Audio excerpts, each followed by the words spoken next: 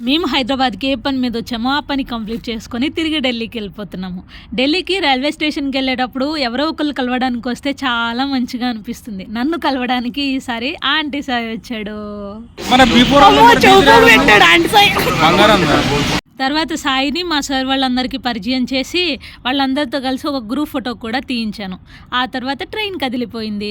అక్కడే alpha hotel ఉంటుంది కదా సికింద్రాబాద్ జంక్షన్ దగ్గర, ఆ హోటల్లో కొంచెం బిర్యానీ తీసుకొని అది తినేసి కబుర్లు చెప్పుకుంటూ అలా టైం స్పెండ్ చేసుకుంటూ వెళ్ళాము. మా వాళ్ళు శ్రీపాల్ సార్ని చాలా ఏడిపించారు.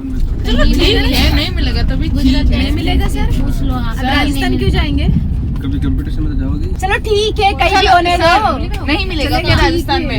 चलो ठीक है, नहीं ठीक है, अच्छा है। चलो ठीक है, बोलो ना एक बार, बोलो ना सर। चलो ठीक है। चलो ये भी ठीक है, चलो ठीक है, कुल मिला के मतलब ठीक। ఆ తర్వాత నన్ను నాగ్పూర్ వచ్చాము. నాగ్పూర్ వచ్చాక యాజ్ యూజువల్గా మా వాళ్ళకి పార్సిల్స్ ఎక్కువ వస్తాయి. అవన్నీ తీసుకొని చాలా డిలే తర్వాత మేము ఉదయాన్నే ఒక 5 hours డిలే తర్వాత ఉదయాన్నే చేరుకున్నాము. అందరూ నిద్ర ముఖాలతో ఉన్నారు.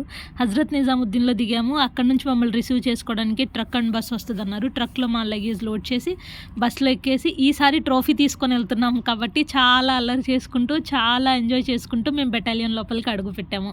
అందరూ ఎంజాయ్ చేశారు మా వాళ్ళు.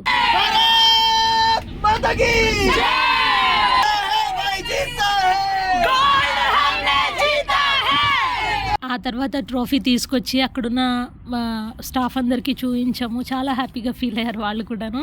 ఆ తర్వాత మేమంతా వచ్చి అవి స్టాఫ్కి చూపించి అందరితో కలిసి ఒక గ్రూప్ ఫోటో దిగి మేము మా రూమ్స్కి వెళ్ళిపోయాము.